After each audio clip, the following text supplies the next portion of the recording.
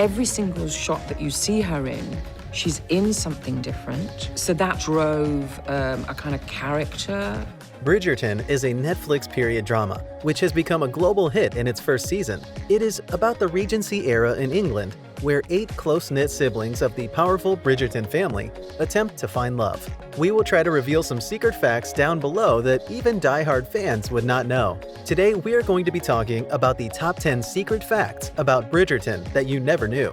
Hey everyone, and welcome back to Celeb Mania. Make sure you stay until number 1, as you don't want to miss on how the interior of the Bridgerton house was inspired by Althorp House, where Princess Diana grew up. Number 10. Jonathan Bailey played a leading role on a Phoebe Waller-Bridge TV series. English actor Jonathan Bailey first starred in British dramedy Crashing. This show focused on a group of people in their 20s who live in a rent-controlled, disused hospital. Bailey, Viscount Bridgerton himself, played one of the main roles as a single who finds himself on an unexpected emotional journey in the short-lived series. Bailey sports bleached hair in the role of Sam, and this comedy aired in the UK on Channel 4. Phoebe Waller-Bridge wrote and created this series. Crashing. Netflix posted a clip from this show on their Twitter page to the shock of Bridgerton fans. This was an unexpected connection between period drama Bridgerton and Phoebe Waller-Bridge's very first series. Number 9. Several of the show's iconic hairstyles were based on real-life celebrities. Despite its Regency-era setting, Bridgerton draws from several different decades for its hairstyle inspirations. In an interview with Insider in January 2021, Bridgerton's hair and makeup artist Mark Pilcher said he based Daphne's curled bags on Audrey Hepburn's unforgettable look from the 1956 War and Peace. When I did Daphne's first fittings, she had these amazing eyebrows, and the looks that we started doing reminded me of Audrey Hepburn, he told the publication. Other notable inspired looks include Queen Charlotte's afro, which was based on Beyoncé's hair from Austin Powers in Goldmember, and Lady Featherington's updo was inspired by redheaded Elizabeth Taylor. Pilcher and his team worked tirelessly on the stunning looks you see on the series. Number 8. One of Queen Charlotte's wigs was so heavy that it had to be removed during breaks. The wig Queen Charlotte, played by Golda Rochevelle, wore to Daphne and Simon's wedding party was the heaviest wig of the series and was weighed down by a mass of braids, which Rochevelle had the difficult task of balancing on her head. We just made sure that whenever Golda had a break, we would always take it off, because even though they're bigger, they're actually quite easy to keep coming on and off. Hair and makeup artist Mark Pilcher said. Rochevelle, in an interview, said that it was much better to experience the look as a viewer.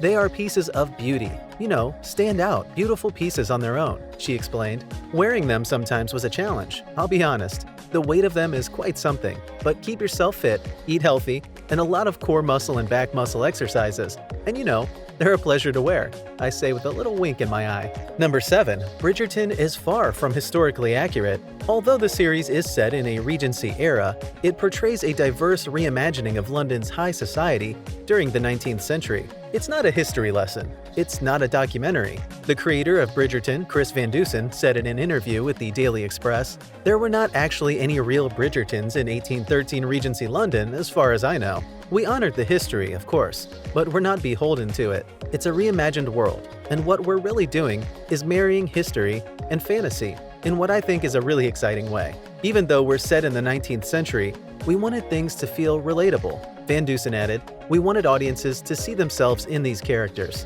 Number 6. Julia Quinn's original novels did not include black lead characters. Though Bridgerton is based on Julia Quinn's novel series of the same name, there are some stark differences between the Shonda Rhimes-produced drama and its source material, and one of the biggest is the fact that while Quinn's books take place in the whitewashed reality of 19th century England, Bridgerton is a show filled with color and race in all levels of its society. The original novels did not include black lead characters at all. It was Van Dusen and Rhimes who made the executive decision to lead a diverse cast. I think that working with historians, it became very clear that 19th century Regency London was a lot more diverse and a lot more colorful than people thought it to be. Van Dusen told publication Collider, "Simon, for example, who is the central love interest, is a duke, a title in British aristocracy that is closer to royalty than anything else. He is one of the most important black characters to be introduced." Number 5. There were over 7,500 costume pieces. The costumes, in particular, the ladies' dresses,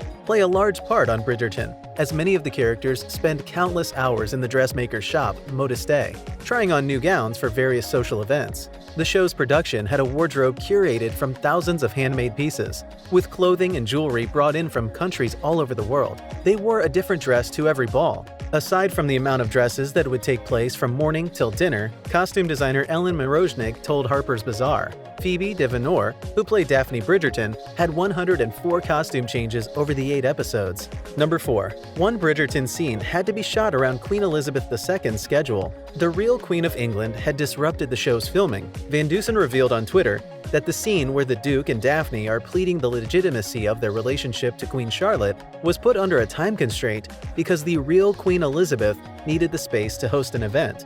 The production had a very tight window to film a pivotal scene in Lancaster House because Queen Elizabeth II needed to use the space. Today, Lancaster House is used for formal events and dinners, though it was originally constructed as a private residence for Prince Frederick, Duke of York and Albany, the second son of King George III. Number 3. Jonathan Bailey first auditioned to play Simon. You cannot really imagine anyone else playing the Duke of Hastings other than Regé-Jean Page, but Jonathan Bailey, who plays Anthony Bridgerton, told OprahMag.com that he originally auditioned for the role. It wasn't until I was talking to the production company and Chris Van Dusen, and at the end of the meeting we'd spoken about family, and men in society, and women in society, and our own personal experiences, he told the publication, and they said, "Have you thought about Anthony? We're gonna send you some scripts to read because we think you might be an Anthony." He continued, "Ultimately, it's really exciting when you're told the character you should be thinking about, because no one wants to go see Hamlet played by someone who wants to play Hamlet. They saw something in me, and they were like, go on, you can do it." Number 2. A few modern pop songs got a 19th century makeover for Bridgerton. Along with music from composer Chris Bowers, producers also enlisted the Vitamin String Quartet to perform covers of famous pop songs for certain scenes, such as Thank You Next by Ariana Grande and In My Blood by Shawn Mendes. The Vitamin String Quartet is known for its classical covers of famous songs. Van Dusen came up with the idea to use modern-day pop songs against the Regency-era backdrop. Viewers are also treated to a combination of orchestral reworkings of Taylor Swift's Wildest Dreams and Billie Eilish's Bad Guy, among other well-known pop records, and classical masterpieces such as Antonio Vivaldi's The Four Seasons. Alexandra Patsavas, the series' music supervisor, told Entertainment Tonight that it was Van Dusen's idea to meld genres. The familiarity of these pop songs, performed by a quartet or orchestral, seemed the most seamless way to create a Bridgerton musical signature, and also support Bowers' beautiful score. Number 1. Princess Diana's childhood home was an inspiration for the Bridgerton house. Van Dusen tweeted that Princess Diana's childhood home, Althorp, was the main inspiration in designing the Bridgerton family home. Althorp House is the stately home where Princess Diana grew up, and with 90 rooms at the heart of a 550-acre estate,